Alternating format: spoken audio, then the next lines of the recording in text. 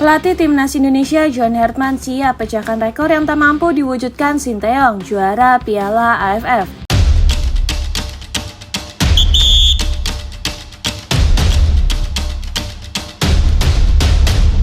Turnamen Piala AFF selalu menghadirkan dua hal bagi Timnas Indonesia, harapan besar dan bayang-bayang kegagalan. Sejak pertama kali digelar pada 1996 saat masih bernama Piala Tiger, skuad Garuda belum pernah benar-benar menyentuh trofi juara. 6 kali melangkah ke final, 6 kali pula harus puas sebagai runner-up. Sebuah catatan yang perlahan menjelma menjadi kutukan dalam narasi sepak bola nasional. Kini menjelang edisi 2026 yang akan berlangsung pada 24 Juli hingga 26 Agustus, optimis kembali tumbuh. Harapan itu bertumbuh pada sosok baru di kursi pelatih, John Hertman. Pelatih asal Inggris tersebut datang dengan reputasi yang tidak main-main. Ia pernah membawa Kanada tampil di Piala Dunia 2022, sebuah pencapaian yang langsung mengangkat ekspektasi publik Indonesia dibanding pendahulunya, Sinteyong. Hertman dianggap memiliki pengalaman berbeda dalam membangun tim yang kompetitif dalam waktu relatif singkat. Namun, tantangan yang dihadapi tidak sederhana. Piala AFF bukan bagian dari kalender resmi FIFA. Artinya, Indonesia hampir pasti tidak akan diperkuat sejumlah pemain yang merumput di Eropa seperti JIZ, Kelvin Verdong hingga Kevin Dix. Absennya nama-nama tersebut jelas mengurangi kekuatan, terutama dari segi pengalaman bermain di level tertinggi. Disinilah letak ujian terbesar Hertman, memaksimalkan potensi pemain lokal. Kompetisi domestik seperti BRI Super League menjadi ladang utama seleksi. Nama-nama seperti Tom Hay dan Beckham Putra dari Persib Bandung, serta Rizky Ridho, Witan Sulaiman, dan Jordi Amat dari Persija Jakarta diprediksi akan menjadi tulang punggung. Yang menarik, situasi ini justru membuka peluang lahirnya wajah baru. Tanpa dominasi pemain diaspora, Hertman memiliki ruang lebih luas untuk membangun tim berbasis kolektivitas. Ia tidak harus bergantung pada individu, melainkan bisa merancang sistem permainan yang menekankan kerjasama, disiplin, dan fleksibilitas. Ciri khas tim-tim yang sukses di turnamen singkat. Pengamat sepak bola nasional melihat ini sebagai peluang, bukan kelemahan. Dengan kedalaman pemain lokal yang semakin merata, Indonesia dinilai tetap mampu bersaing di level Asia Tenggara. Klub-klub seperti Dewa United, Persebaya Surabaya, hingga Borneo Football Club juga memiliki pemain yang layak dipanggil. Faktor lain yang bisa menjadi pembeda adalah momentum. Hertman dijadwalkan memanfaatkan FIFA Matchday pada awal Juni sebagai ajang pematangan tim. Disinilah ia akan menguji komposisi terbaik, membangun chemistry, dan menentukan kerangka permainan yang akan dibawa ke Piala AFF. Namun, dibalik semua itu, tekanan tetap menjadi variabel yang tidak bisa diabaikan. Publik Indonesia sudah terlalu lama menunggu. Setiap edisi Piala AFF selalu dimulai dengan optimis, tetapi berakhir dengan kekecewaan. Luka-luka dari kegagalan di final masih segar dalam ingatan kolektif supporter. Dan disinilah perbedaan yang harus diciptakan Hertman. Ia tidak hanya dituntut meracik strategi, tetapi juga membangun mentalitas juara. Sesuatu yang selama ini menjadi titik lemah Timnas Indonesia di momen krusial. Berkali-kali mencapai final menunjukkan bahwa kualitas ada, namun untuk melangkah satu tingkat lebih tinggi dibutuhkan ketenangan, keberanian, dan keyakinan di saat tekanan mencapai puncaknya. Jika Hertman mampu menghadirkan itu, maka peluang memutus kutukan bukan lagi sekedar wacana. Piala AFF 2026 bisa menjadi titik balik, momen di mana sejarah panjang tanpa gelar akhirnya terhenti. Namun jika tidak, turnamen ini hanya akan menambah satu bab lagi dalam kisah lama tentang tim yang selalu dekat dengan trofi, tetapi tak pernah benar-benar menggenggamnya. Kini semua bergantung pada bagaimana Hertman membaca situasi, memaksimalkan sumber daya, dan yang terpenting mengubah harapan menjadi kenyataan.